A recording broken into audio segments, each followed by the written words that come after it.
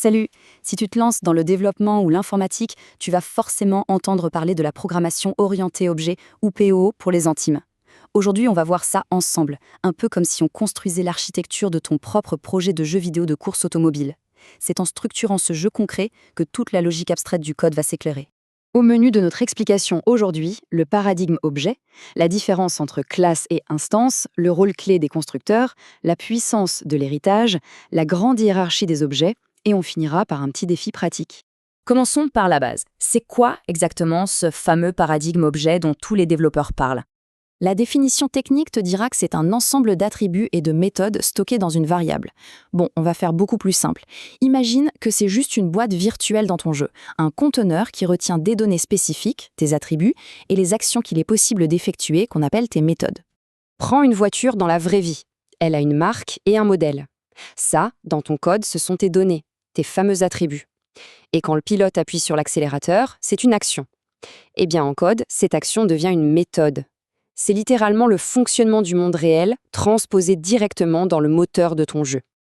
Alors, comment on crée concrètement ces éléments virtuels? C'est là qu'entrent en jeu les concepts de classe et d'instance. Pense à une classe exactement comme au plan de construction d'une usine. Ça définit de manière abstraite que chaque véhicule aura un nom et un mécanisme de démarrage. Mais tu ne peux pas conduire un plan papier, n'est-ce pas? Et petite astuce de mentor au passage, une super bonne pratique, nomme toujours tes classes en commençant par une majuscule, comme un grand V pour voiture.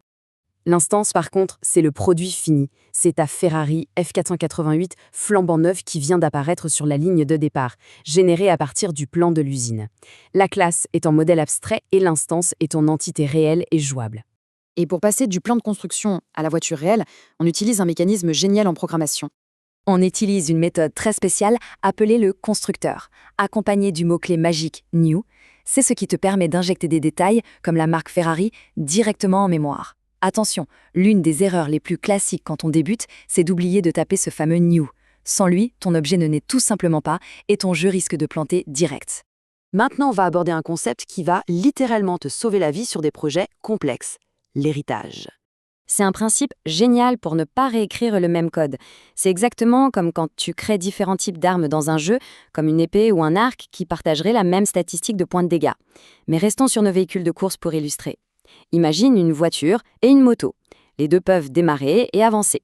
La seule différence, c'est que la voiture a un airbag et la moto une béquille. Si tu recopies tout le code commun dans chaque fichier, tu vas au-devant de gros problèmes.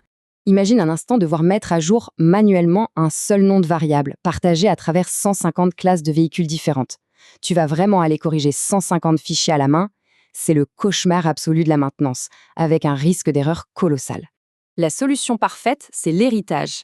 Tu crées une classe parente globale qu'on va appeler véhicule. Tu y mets tout le comportement commun une seule fois. Ensuite, avec le mot-clé extends, ta voiture et ta moto vont hériter de ces capacités de façon automatique. Si tu modifies un truc dans le parent, bam, tes 150 véhicules enfants sont mis à jour d'un coup. C'est ça l'avantage incroyable de la réutilisabilité. Et cet héritage, il crée une véritable arborescence, une grande famille d'objets. Voyons jusqu'où ça remonte. Si on trace l'arbre généalogique vers le haut, on part de ton instance spécifique de voiture. Ensuite, on remonte à la classe parente véhicule. Mais si on continue de grimper tout en haut de la chaîne alimentaire du code, on tombe sur quoi? On tombe sur le boss final, le roi absolu, la classe Object avec un grand O. Dans ce paradigme, absolument chaque entité que tu crées finit par hériter de cette racine commune. C'est elle qui fournit en arrière-plan les fonctionnalités de base universelles à tout ton code. C'est la preuve ultime que tout est connecté. Pour vérifier que tout ça est bien clair, on va se faire un mini défi technique en utilisant un test logique appelé InstanceOf. Allez, teste ta logique. Sachant que la voiture et la moto héritent toutes les deux de la classe véhicule, est-ce que, techniquement, le système considère que notre voiture est une moto? Et non, le système renverra catégoriquement faux. C'est une autre confusion très courante chez les débutants de croire que des classes de même niveau peuvent se mélanger. Ce sont seulement des classes sœurs. L'héritage descend strictement de haut en bas. Une voiture est un véhicule, oui, mais ce n'est absolument pas une moto.